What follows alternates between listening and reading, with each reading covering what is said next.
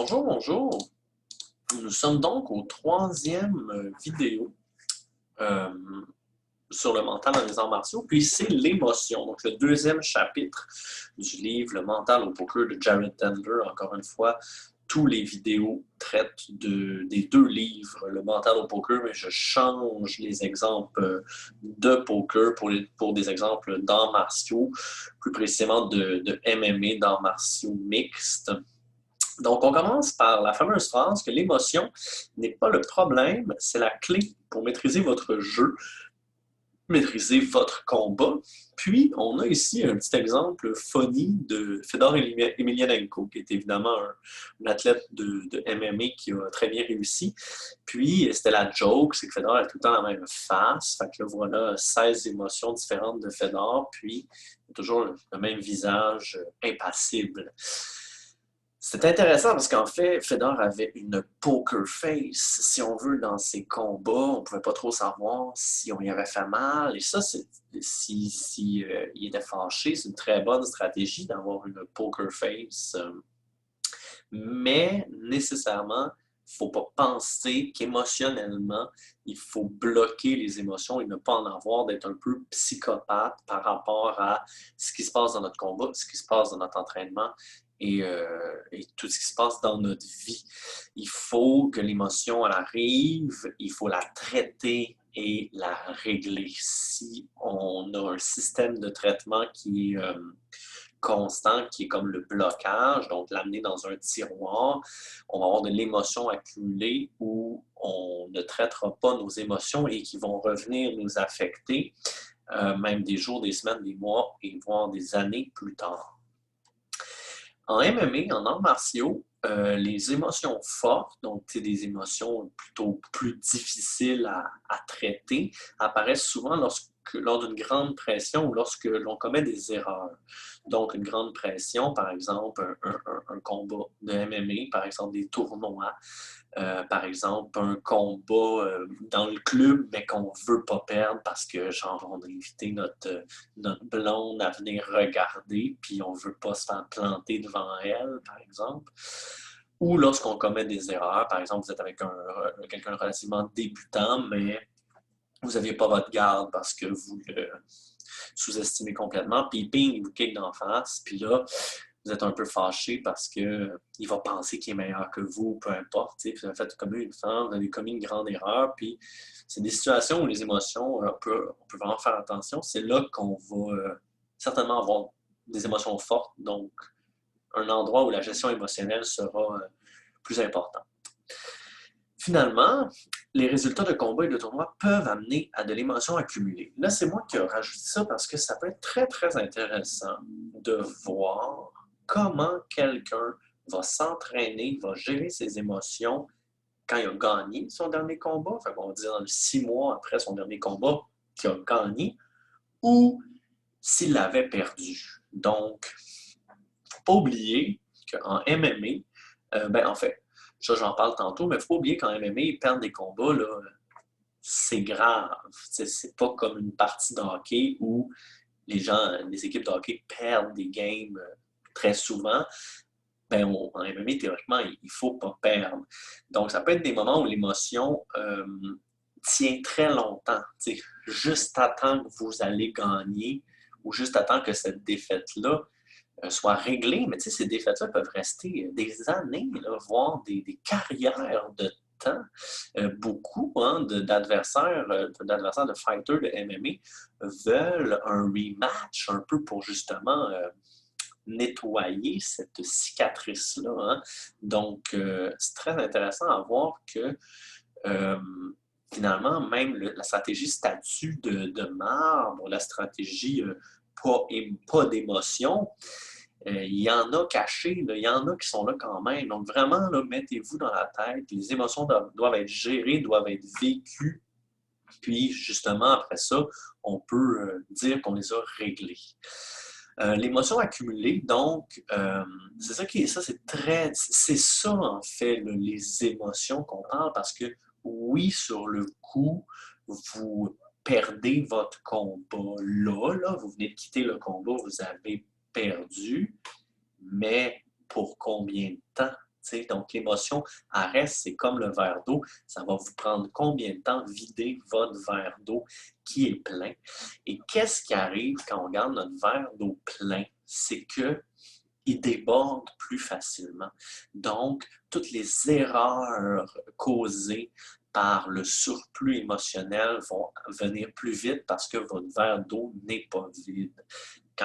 Si votre verre d'eau était vide, puis vous allez avoir une embûche, ce ne sera probablement pas si pire du côté émotionnel, mais quand il est toujours plein, le burn-out, l'abandon, le désespoir sont vraiment plus proches de vous que quand il est vide. Donc, l'émotion accumulée, c'est vraiment de se dire que non, ça dépend, mais c'est peut-être pas après une bonne nuit de sommeil que tout est réglé. Ça se peut que vous vous en remettiez jamais en voulant dire ça fait 2 ans que vous pensez encore, que vous n'avez pas fait votre deuil sur votre défaite. Bien évidemment, vous avez eu de l'émotion accumulée pendant 2 ans, c'est évident, elle est encore là. T'sais. Donc ça, là, c'est là-dessus qu'il faut vraiment ouvrir l'œil. Est-ce qu'on vit encore un peu dans le passé? T'sais? Et il faut prendre les moyens pour régler ça. Les psychologues sportifs, évidemment, c'est des professionnels hein, là-dedans. Moi, je ne suis pas psychologue sportif, mais je vous amène un peu des idées gratuitement et assez rapidement sur des choses à mettre le doigt dessus. Donc, c'est là que je voulais vous parler qu'en arts martiaux mixtes professionnels, contrairement à bien d'autres sports, sauf, mettons, la boxe professionnelle, c'est aussi dans le même panier, on ne doit pas perdre jamais une bonne carrière. Des défaites, c'est tragique. Surtout au début, surtout comme quand on n'a pas fait notre nom encore, quand on n'a pas encore notre carrière de partie, il ne faut pas perdre, puis on le sait très bien. Et beaucoup sont très bouleversés de la défaite. Si on regarde les chiffres, c'est pas si grave que ça. Anderson Silva a perdu son premier combat pro. Plein de monde, en fait, il y a beaucoup d'athlètes top au monde qui ont perdu là, dans la vie, mais sur le coup, perdre votre deuxième, votre premier, votre quatrième combat pro, ça enlève un peu le rêve d'avoir la fiche parfaite. Quand même, si on regarde des Khabib, des Georges Saint-Pierre, ils n'ont pas perdu dans les 10 premiers combats, et il y en a beaucoup là, dans l'UFC, on se dit UFC, des grosses fiches. C'est pas si vrai, mais quand même, perdre, c'est théoriquement très grave. En même temps, il y a plein de contes de fées. Jan Blachowicz, il a perdu 5 combats en 6 combats dans l'UFC à son arrivée, ce qui est comme terrible. Normalement, t'es kick-out, puis il a comme été chanceux de rester là parce que la catégorie n'avait pas assez de monde. Ils l'ont gardé, puis finalement, il est champion de l'UFC. Donc, il y a ça aussi, mais en même temps, ça, il faut prendre ça en tête que ce n'est pas comme au hockey, par exemple, où comme toute équipe va perdre, puis une défaite, c'est plate, mais c'est pas si grave que comme en MMA. Donc, vraiment songer à ça. Donc, bon, c'est donc extrêmement sévère sur le côté émotif, le MMA, lorsqu'on perd. Fait que gardez ça en tête. Si vous trouvez que c'est pas si grave, c'est un peu, c'est pas que c'est un peu faux, mais dans le monde du MMA, perdre, c'est très grave comme dans ce monde-là. Et on doit le comprendre. Voilà. Maintenant, l'émotion, elle a 2 origines. Donc, votre esprit, par exemple, justement, là, vous êtes insatisfait d'avoir perdu, puis vous avez une émotion de rancœur par rapport à ça.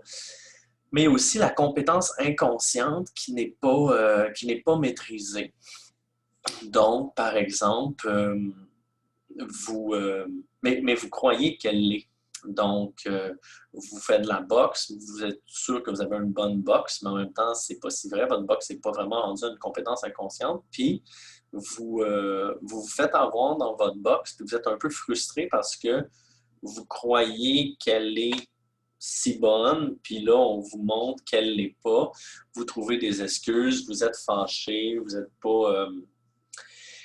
pas comme satisfait. Ça ne confirme pas vos croyances, finalement. Et là, donc, vous avez de l'émotion qui peut devenir de l'émotion accumulée. Puis justement, c'est elle qui commence à faire des ravages parce qu'elle occupe de votre esprit.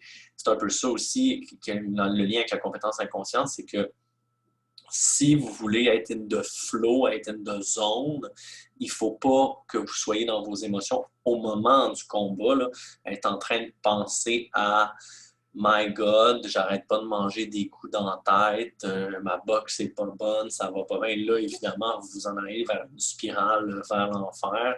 C'est vraiment pas là. On veut, justement, c'est pour ça qu'on veut avoir le verre vide des émotions. C'est qu'on veut pas être en train de le vivre, de le vider pendant un combat. C'est pour ça qu'il faut être complètement libre de tout ça.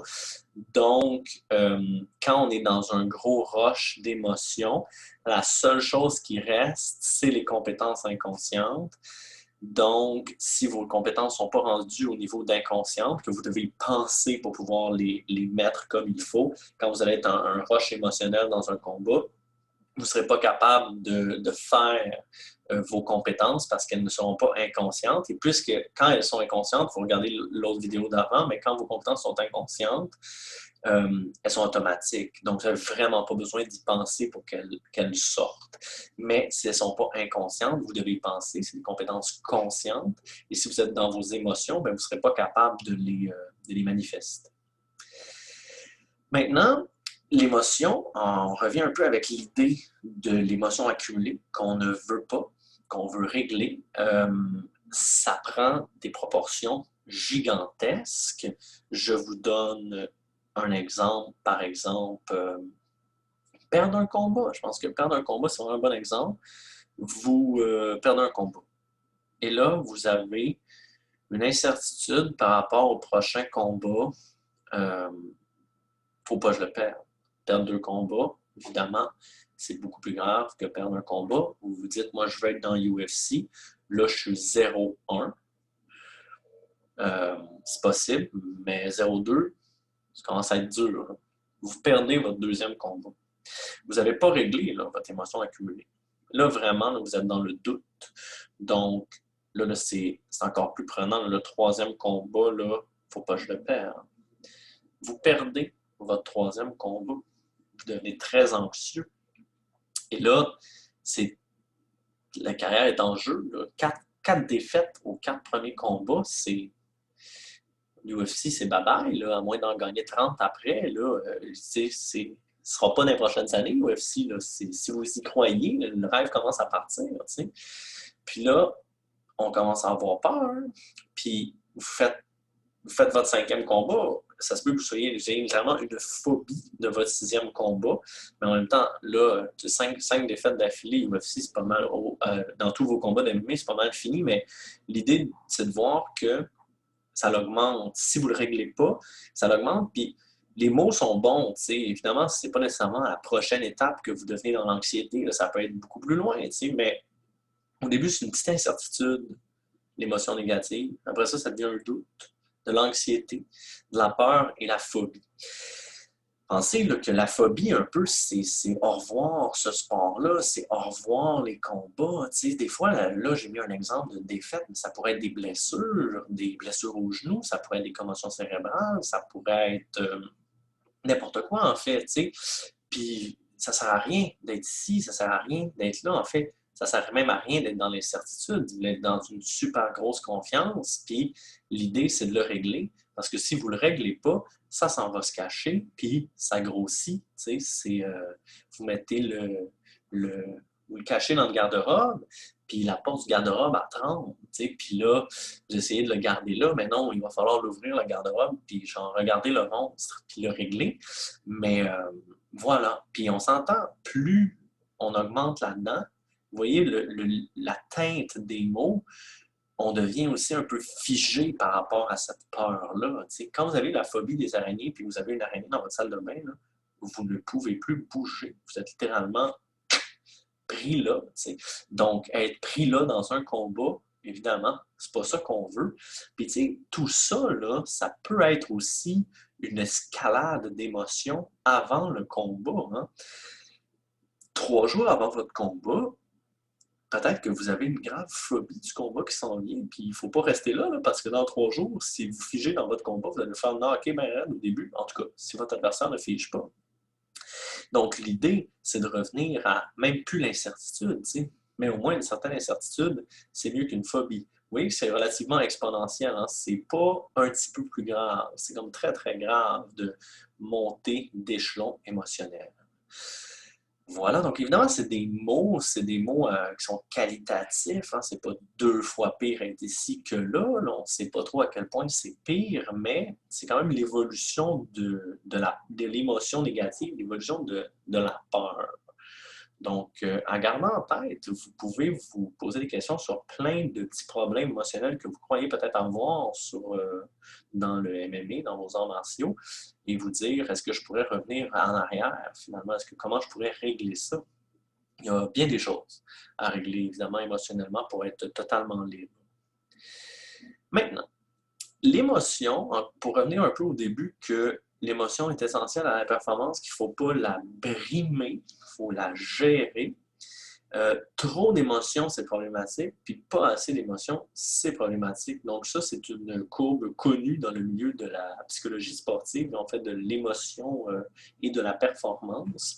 Je ne l'ai pas mis à la source. Dans le livre de Jared Tandler, il y a la source. Vous avez votre performance ici, évidemment, plus vous êtes haut, mieux c'est. Puis vous avez votre émotion, et plus elle est intense, plus vous êtes à droite, moins elle est intense, moins vous êtes à droite. Donc, très peu stressé ici, très, très stressé ici, la performance. Donc, comme vous voyez, la performance optimale se trouve dans un stress, une émotion, disons, normale. Ici, vous êtes un peu comme endormi. Vous êtes un peu, peut-être aussi vous bloquez votre émotion. Vous êtes complètement vraiment fermé à toutes les stimuli émotionnels, puis vous êtes donc apathique, ennuyeux, ça ne vous stimule pas vraiment. Là, ici, on a une bonne stimulation. Puis après ça, là, ici, vous êtes trop émotionnel, vous devenez fatigué, anxieux à cause de votre émotion. Il y a le burn-out aussi. Donc là, je donne beaucoup d'exemples sur le combat, vos combats, mais ça va aussi avec vos trainings, hein, vos training partners, toute la séquence de votre semaine d'entraînement, des entraînements qui, vous croyez que physiquement, doivent vraiment être là pour augmenter votre capacité physique, mais finalement, ça ne l'augmente pas tant que ça, et c'est des entraînements clés qui vous amènent direct au burn-out parce que c'est comme un peu l'entraînement de trop. Donc ça aussi, c'est à garder en tête. Est-ce que si à chaque fois que vous allez vous entraîner le jeudi soir, c'est le pire de votre semaine, vous trouvez dégueulasse, puis vous scrapez toute votre humeur, il pourrait ne pas être là. Peut-être qu'il pourrait revenir dans 2 mois, mais peut-être que pour l'instant, vous n'êtes pas prêt à ça. Puis le meilleur à enlever dans votre semaine, c'est lui. Ou le meilleur, vous pouvez y aller pareil, peut-être pas de l'enlever, mais de le faire pour que vous le trouviez correct. C'est de peut-être vraiment pas pousser la note dans cet entraînement-là, de juste y aller pour y aller, qu'on vous laisse tranquille, vous faites vos petites affaires, puis bingo. Donc, à garder en tête aussi pour le training, pas juste pour les combats. Donc, on veut avoir justement une émotion saine, une émotion qui est là, mais qui n'est pas trop là, qui n'est pas non plus bloquée, apathique finalement. Et voilà. Donc, c'était la vidéo sur les émotions et on se revoit dans à peu près une semaine pour le 4e vidéo qui sera, tiens, je vais vous vendre un punch. Le 4e vidéo, peut-être aussi que vous allez regarder ça, puis va être déjà sur YouTube, mais pourquoi pas vous vendre le punch. Donc, le 4e vidéo sera sur le 3e chapitre du livre, Le mental au poker, et ce sera la stratégie. À bientôt, bonne journée.